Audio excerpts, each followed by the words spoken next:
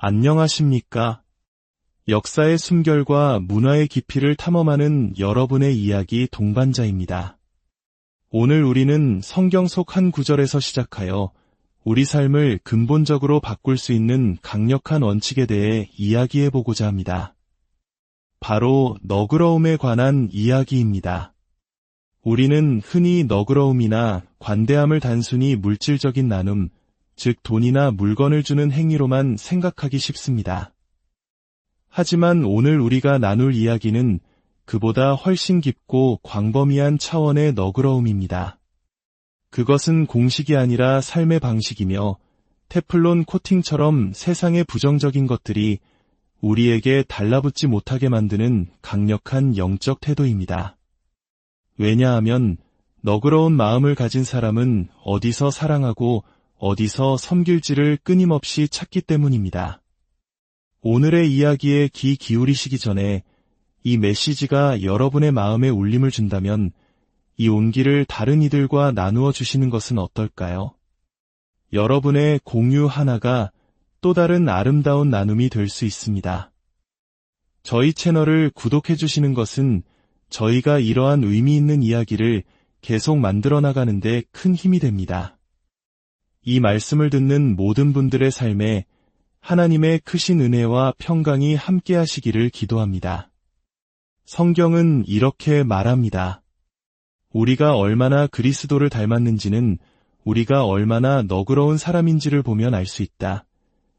하나님께서 세상을 이처럼 사랑하사 독생자를 주셨다는 말씀처럼 하나님의 본성은 바로 주시는 것에 있기 때문입니다. 그런데 문제는 우리가 위대한 가치를 헌금 바구니나 특별 선교 헌금과 같은 특정 순간에만 국한시킨다는 점입니다. 물론 이러한 나눔은 매우 중요하고 귀한 일입니다. 하지만 진정한 너그러움의 정신은 성령의 은사, 즉 하나님의 능력이 나타나는 핵심에 자리 잡고 있습니다. 고린도전서 12장을 보면 성령의 모든 은사, 즉 치유, 예언, 지혜의 말씀과 같은 능력들은 교회의 덕을 세우기 위해, 즉 다른 사람들을 온전하게 만들기 위해 주어진다고 말씀합니다. 다시 말해 성령의 은사를 통해 사역한다는 것은 하나님으로부터 무언가를 받아 그것을 너그럽게 나눔으로써 다른 사람의 삶을 더 풍요롭게 만드는 행위입니다. 진정한 너그러움의 문화 속에서 살아갈 때 우리는 단지 우리가 가진 물질적 자원만을 나누는 것이 아닙니다. 우리는 그 마음을 통해 하나님의 무한한 자원에 접속하여 그것을 세상에 분배하는 특권을 누리게 됩니다. 치유의 능력은 우리 자신에게서 나오는 것이 아닙니다. 하지만 우리는 하나님의 은혜를 통해 그 치유의 선물을 다른 사람에게 전달하는 통로가 될 수 있습니다. 예언의 말씀으로 한 사람의 운명을 바꾸고 지혜의 말씀으로 이기의 순간에 도움을 주는 것. 이 모든 것이 바로 우리가 너그러움의 마음을 품을 때 전달할 수 있는 하늘의 선물입니다. 이것은 천국의 문화, 하나님 나라의 문화입니다. 우리는 다른 사람의 삶에 무언가를 부어주기 위해 준비된 채로 함께 모이는 것입니다. 내게 당장 돈이 없을지는 모릅니다. 하지만 저에게는 따뜻한 말이 있고 온전히 집중하여 들어줄 수 있는 시간이 있습니다. 이것이야말로 진정한 나눔의 시작입니다. 성경에는 주께서 그의 종의 번영을 기뻐하신다는 말씀이 있습니다. 여기서 번영이라는 단어는 종종 오해를 사기도 합니다. 하지만 성경이 말하는 진정한 번영은 요한 3서 1장 2절에 그 기준이 명확히 제시됩니다. 사랑하는 자여 내 영혼이 잘됨같이 내가 범사에 잘되고 강건하기를 내가 간구하노라. 이 말씀의 핵심은 내면의 건강, 즉 영혼의 번영이 외적인 번영을 결정한다는 것입니다. 이것이 바로 균형입니다. 만약 우리의 내면보다 외적인 삶이 더 크게 번영한다면 우리는 그 축복을 자기 자신을 위한 왕국을 짓는데 사용하게 될 위험에 처합니다. 그러나 반대로 우리의 외적인 상황보다 내면이 더 깊고 풍성하게 번영한다면 우리는 하나님께서 주신 모든 것을 그분의 영광을 위해 사용하게 될 것입니다. 이러한 가치관으로 살아갈 때 우리는 선교사 자녀에게 자전거를 사주는 특권을 누리며 기뻐할 수 있습니다. 동시에 하늘의 관점으로 볼 때 내 자녀에게 자전거를 사주는 것 또한 동등한 기쁨과 너그러움의 표현임을 깨닫게 됩니다. 이제 이 너그러움이 어떻게 가장 강력한 영적 무기가 될 수 있는지에 대한 놀라운 이야기 속으로 들어가 보겠습니다. 로마서 12장 20절은 이렇게 말합니다. 내 원수가 줄이거든 먹이고 목마르거든 마시게 하라.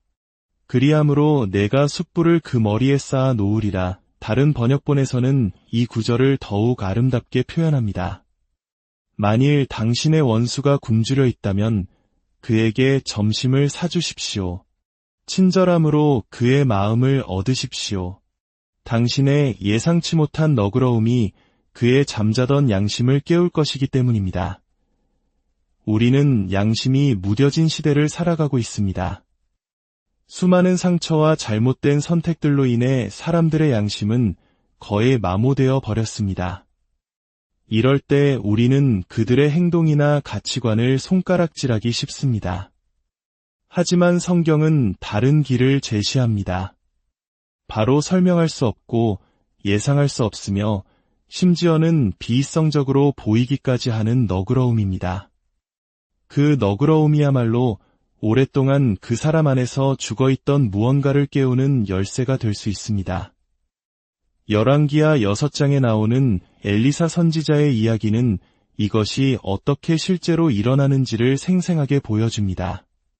어느 날 아침 엘리사의 사환이 일어나 밖을 보니 아람의 강력한 군대가 말과 병거를 이끌고 성읍을 완전히 포위하고 있었습니다. 그는 두려움에 떨며 외쳤습니다. 아, 내 주여, 우리가 어찌하리이까? 하지만 엘리사는 침착하게 대답했습니다.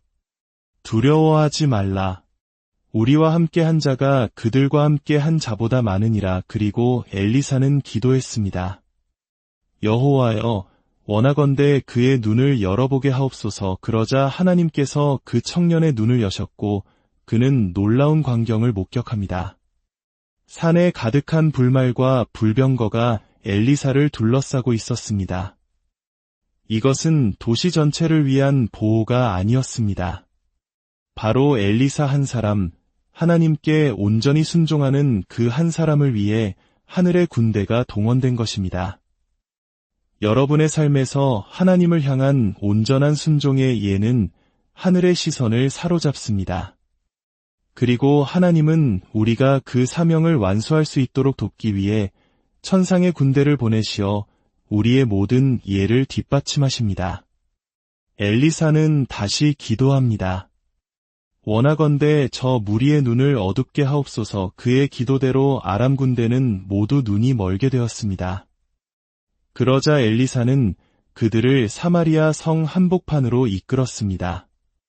눈을 뜬 아람 군대는 자신들이 적국의 심장부에서 완전히 포위되었다는 사실을 깨닫고 공포에 휩싸였습니다. 이것을 본 이스라엘 왕은 흥분하여 엘리사에게 물었습니다. 내 아버지여, 내가 치리이까? 내가 치리이까? 원수를 눈앞에 둔 왕의 마음은 복수심으로 가득 찼습니다. 그들을 죽이는 것은 너무나 당연하고 정당해 보였습니다. 하지만 엘리사의 대답은 모두의 예상을 뒤엎었습니다. 치지 마소서. 떡과 물을 그들 앞에 두어 먹고 마시게 하고 그들의 주인에게로 돌려보내소서. 이것은 상식 밖의 명령이었습니다.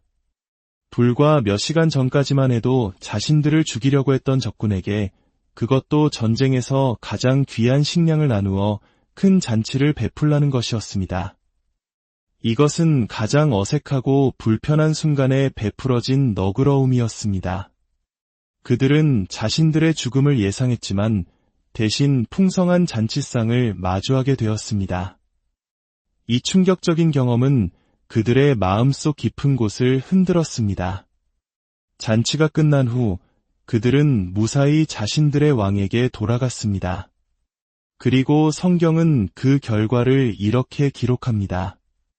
그 후로 아람 군사들이 다시는 이스라엘 땅에 들어오지 못하니라. 칼과 창이 아닌 잔치 한 번이 전쟁을 끝낸 것입니다. 예상치 못한 너그러움이 적군의 굳게 닫힌 양심을 깨웠고 그들의 왕마저 변화시킨 것입니다.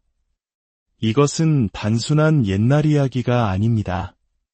진정한 회개는 단순히 죄에 대해 슬퍼하는 감정을 넘어 생각의 방식과 세상을 보는 관점이 완전히 바뀌는 것을 의미합니다. 우리는 하나님의 나라와 세상의 방식이 얼마나 다른지를 매일 배우고 있습니다. 하나님 나라에서는 낮아짐으로 높아지고 줌으로써 받으며 죽음으로써 생명을 얻습니다. 우리는 한 왕국의 법칙에 순종하면서 다른 왕국의 혜택을 누릴 수는 없습니다. 세상의 방식을 따르면서 하나님의 풍성함을 기대할 수는 없는 것입니다. 하나님께서는 우리가 단지 가끔씩 너그러운 행동을 하는 것을 넘어 너그러움 자체가 우리의 기본 생각, 모든 상황에 대한 즉각적인 반응이 되기를 원하십니다. 이 상황에서 나는 무엇을 줄 수 있을까? 라고 묻는 삶의 태도를 가르치고 계신 것입니다. 저의 삶에도 이러한 원칙을 적용하려는 작은 훈련이 있습니다. 저는 성찬에 참여할 때마다 저를 공개적으로 비판하거나 신학적으로 반대하는 다른 사역자들의 이름을 마음속으로 떠올립니다. 그리고 그들을 위해 기도합니다. 그들의 신학을 바로잡아 달라고 기도하지 않습니다. 대신 그들의 영혼이 잘되고 하나님께서 그들에게 주신 꿈과 사명을 온전히 이루기를 기도합니다. 그들의 자녀와 손주들까지 믿음의 가문을 이어가기를 축복합니다. 왜냐하면 저는 깨끗한 손과 순결한 마음으로 하나님 앞에 서고 싶기 때문입니다. 깨끗한 손이란 다른 사람을 향한 손가락질을 멈추는 것입니다. 그리고 순결한 마음이란 복수심이나 억울함 없이 오직 축복하고자 하는 마음을 품는 것입니다. 몇 년 전 저에게는 매우 까다로운 이웃이 있었습니다. 어느 날 그를 존중해야겠다는 마음이 들었습니다. 그래서 저는 전자제품 매장에 가서 꽤 좋은 선물을 사서 그의 집 앞에 두고 조용히 돌아왔습니다. 얼마 후 늘 딱딱하고 방어적이던 그가 눈물을 흘리며 저를 찾아왔습니다. 예상치 못한 선물, 그 작은 잔치가 그의 굳은 마음속 양심을 깨운 것입니다. 우리가 베푼 너그러움에 대해 즉각적인 보상이나 감사를 받지 못할 때도 필요합니다. 때로는 우리의 친절이 거절당하거나 무시당할 수도 있습니다. 하지만 그러한 경험들은 우리가 올바른 동기로, 즉 하나님 앞에서 순결한 마음으로 행하고 있는지를 점검하게 해주는 귀한 기회가 됩니다. 이제 마지막 이야기를 하나 나누고자 합니다.